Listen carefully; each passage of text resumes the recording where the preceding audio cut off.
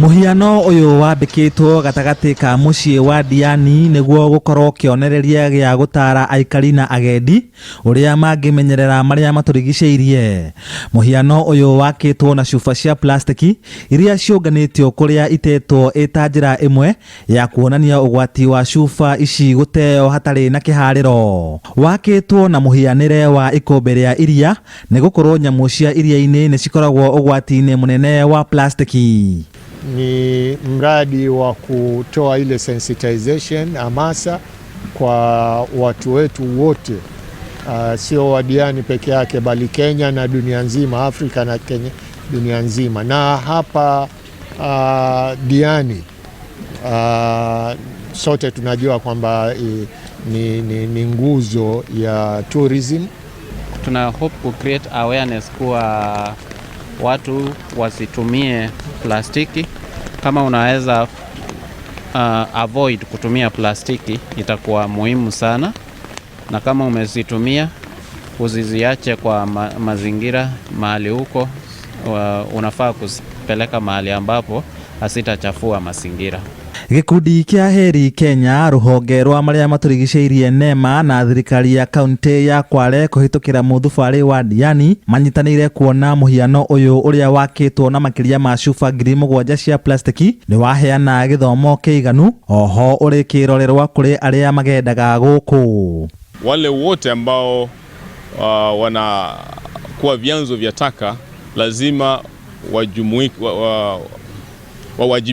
wawajibike na wahakikishe kwamba wanatenga zile taka ili hizo taka ziweze kutumika katika nafasi zingine ya kutengeza bidhaa vingine. Kuna wanyama kwa bahari ambao huwa wanauliwa na plastiki.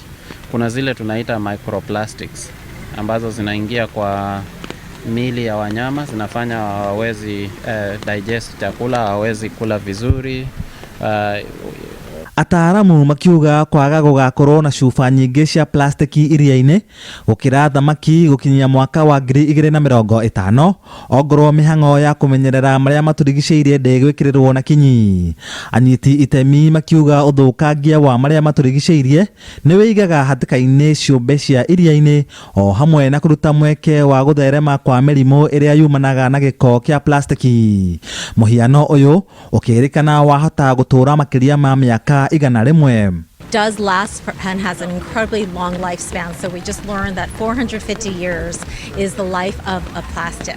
So it will be here before us, after us, and we're using them as if it just lives in our environment, but it will become the environment for sure. We know that plastic waste is the #1 area where disease-causing mosquitoes breed. So those mosquitoes then bite us, cause fever and sickness and illness, and bring badness to our communities. And so we're bringing awareness here, but what we're actually doing is convening a lot of key stakeholders, the governments. Itakuwa ni kuweza kuelimisha umma na washikadau wengine ili waweze kutilia mkazo wa kupunguza matumizi ya chupa zile zinatumika mara moja, ama waweze kuzitumia kwa njia nyingine badala ya kuzitupa ovyo ovyo. Handũ-inĩ ha Inooro TV de kaunti-inĩ ya Kwale, njĩtagwo Lawrence Ng'ang'a wa Mwangi.